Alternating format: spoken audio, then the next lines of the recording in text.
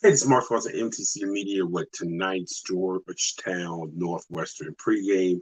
So obviously the big news is Jay Heath should be making his debut tonight. Patrick Ewing didn't give too much insight on Heath, with the exception of being happy that he's back. We don't know roles, responsibilities. Um, didn't really talk about that yesterday in media availability. Heath had been waiting for his waiver to be approved from Arizona State to Georgetown. Remember, he started out at Boston College, went to Arizona State, so this was his second transfer, and he should help because the Warriors have been using their bench when we talk about core minutes. Very sparingly. Only 7 really have gotten core minutes. And when you couple that with Nickelberry wanting to increase the pressure defensively of the Hoyas, 3/4 court, full court, playing 7 it's tough, and to do that and be able to not get fatigued and not make stupid mistakes on offense. So when we look at the keys tonight, certainly we're going to start with turnovers because we're talking about Georgetown, and that's been a staple the first 5 years under Patrick Ewing. But what I will say is this. Not all turnovers are created equal. And yes, Primo Spears and Brandon Murray turn the ball over, but you get a different feel from those turnovers. Usually they're turnovers of aggression, trying to make plays, not turnovers of misreads and, oh, the offense is stagnant, I'm just throwing the ball all over the place and dribbling 1-on-4 and those stuff, things that we had seen in the past.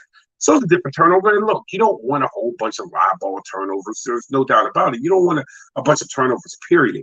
But, Spears and Murray, you're going to get a couple of turnovers. You don't want it between the two to add up more than 5.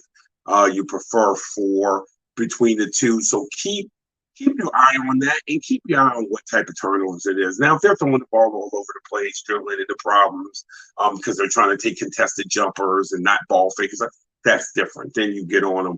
But if they have between the two maybe 4 turnovers and there are turnovers of aggression, it's something you can live with because of what they give the team. And then the other thing I'm looking for tonight is Kudus' role, and I'll tell you why. Wahab has that reputation, let's all be real, that he dominates smaller players, that when he plays against players his size, he's not very effective, and which is why he gets him better in the Big East than he does in the Big Ten.